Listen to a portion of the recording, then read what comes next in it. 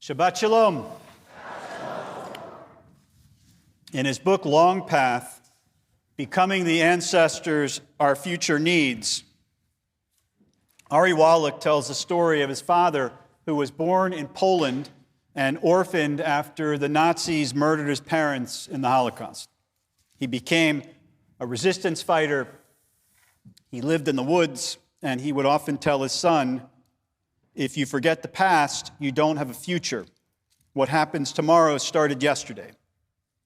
Wallach describes how, the younger Wallach describes how he grew up grounded in the conception of time, and his kids know that they are alive today because of the decisions his own father made during World War II to resist and to fight. The older Wallach, the grandfather, Ari's father, said that to get revenge on Hitler, he didn't want to just kill Nazis. He wanted to have children and, in turn, grandchildren. Wallach's father teaches us a great deal about fighting hatred towards Jews. It's a two-pronged approach. One, fight it head on. In his case, that meant dealing with the threat in the moment, retreating to the forest, picking up a weapon, and killing Nazis. In the world in which we live, it means confronting anti-Semitism directly, forcefully, unapologetically. And second, taking the necessary actions to ensure there is a Jewish future, children, grandchildren, etc. And there is a lot to be said for this approach.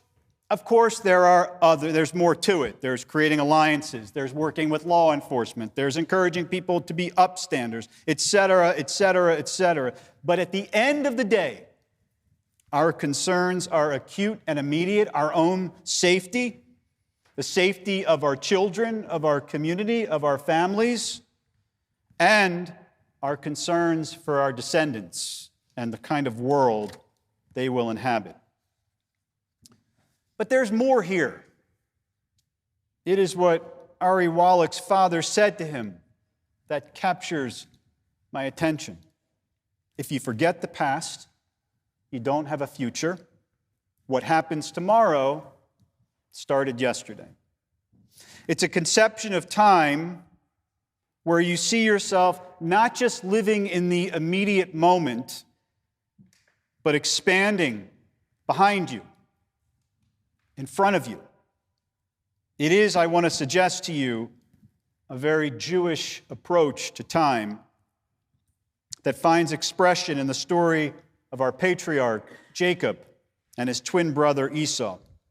And when we better understand how each one of them perceived of time, I think we will better understand our task as Jews and how we will not only survive what feels like a challenging moment, we will also thrive.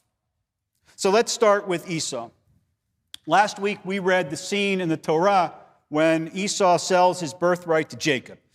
He returns after a long day of hunting in the fields. He's exhausted, he's famished, and he says to his brother, "Give me some of that red stuff to eat because I'm famished." Jacob responds that if Esau will sell the birthright to him, he can have some food. And Esau says, "I am at the point of death, or I am going to die. So what use is this birthright to me?" And lest you think that Esau was just guilty of making decisions when he was hungry, angry, lonely, or tired, the acronym I learned this week, HALT, right? Don't make decisions when you're hungry, angry, lonely, or tired. Maybe Esau might take some time after he's done with lunch to think through that decision to sell the birthright. But the text tells us in very rapid fire, he ate, he drank, he left, and he scorned the birthright. Now, our tradition loves to come down on Esau for all kinds of reasons. He was rash, he was a hunter, he was wild. And he's seen really as an evil figure. He's everything that Jacob was not. He's actually everything historically that Jews were not. But what if Esau is saying, I'm going to die, wasn't him being rash or dramatic, but him facing a real existential crisis? As I learned this week in a class I listened to on the weekly portion, imagine that when Esau says that death stares me in the face, what need do I have of this birthright for? It's him saying that for all intents and purposes, the birthright brings with it only responsibilities.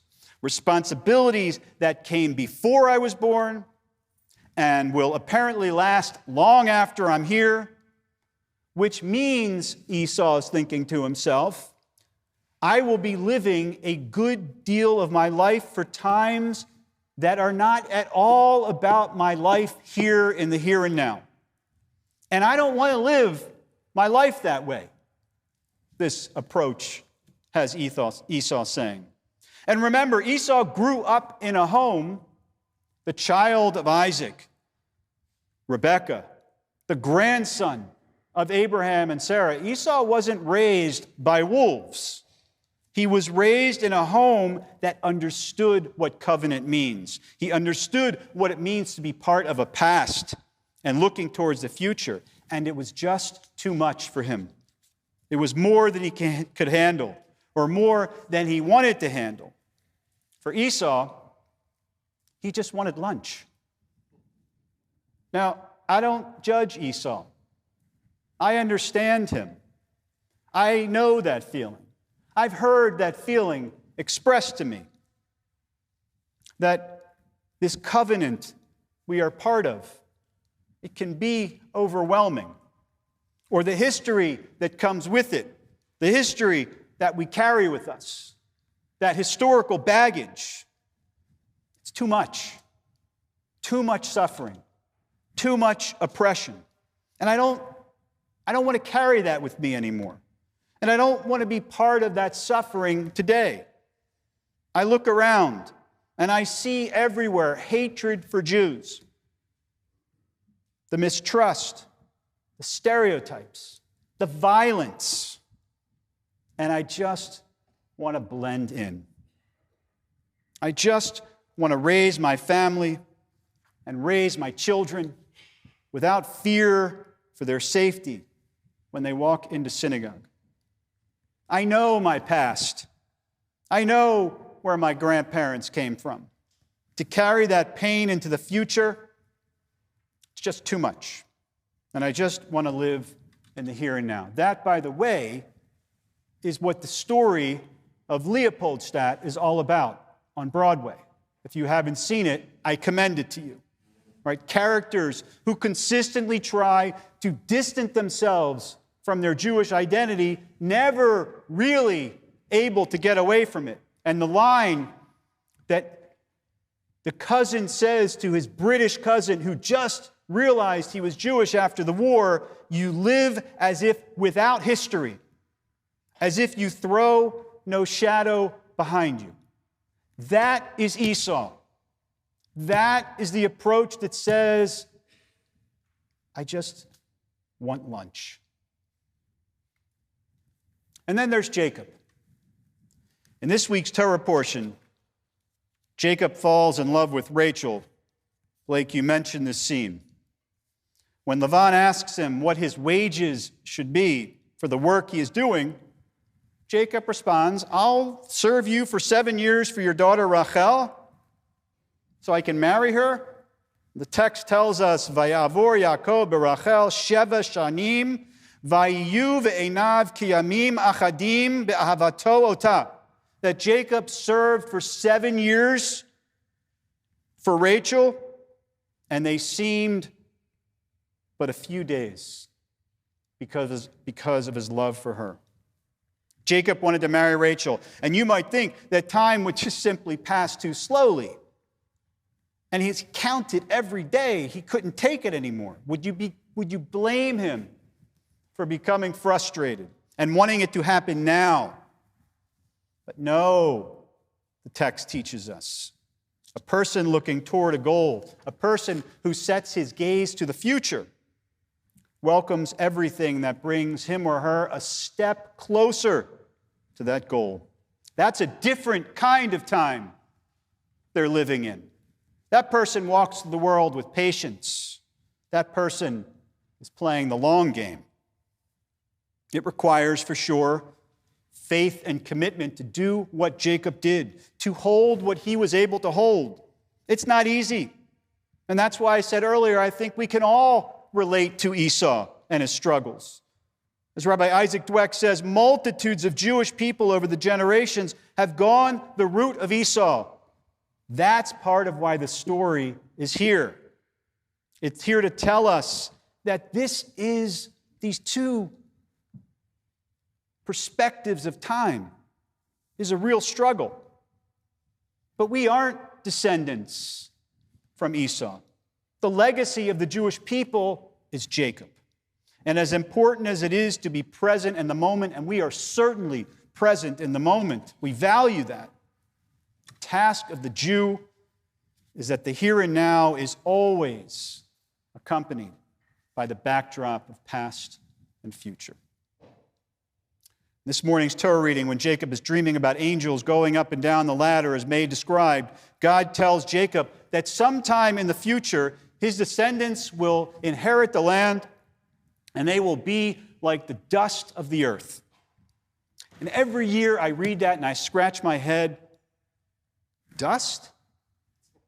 That's what we are going to be compared to? I mean, there are lots of more noble ways to describe the Jewish people.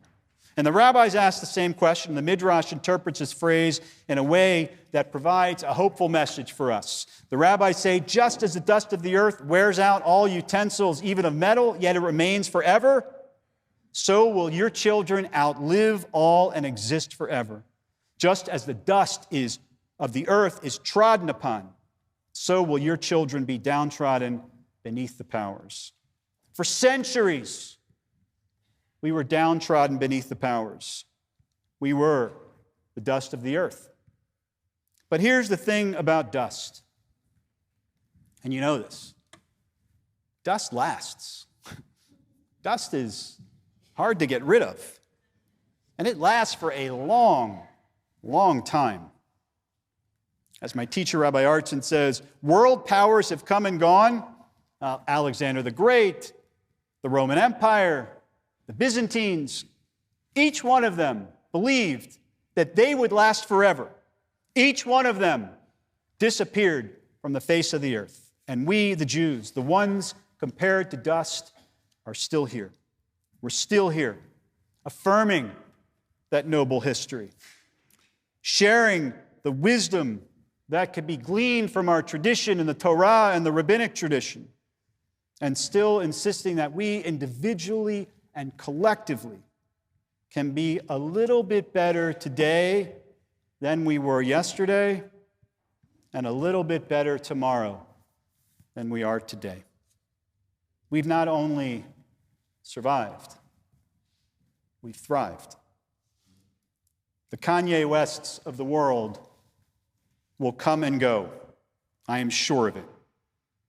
We will and we must push back against the hatred and vitriol towards the Jewish people that he shares with 32 million Twitter followers and those who platform him.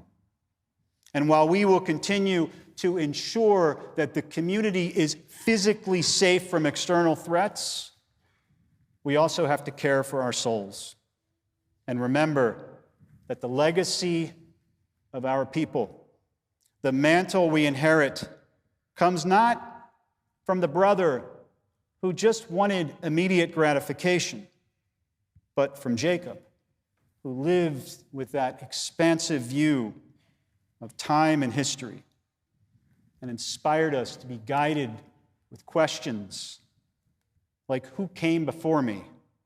And what did they do to allow me to be here? And who will come after me? And what will I do today that will affect their tomorrow? We are a people defined by history, characters in the oldest continuous story that we know, charged with writing its next chapter and handing it on to those who come after us. Now is not the time to give in to fear.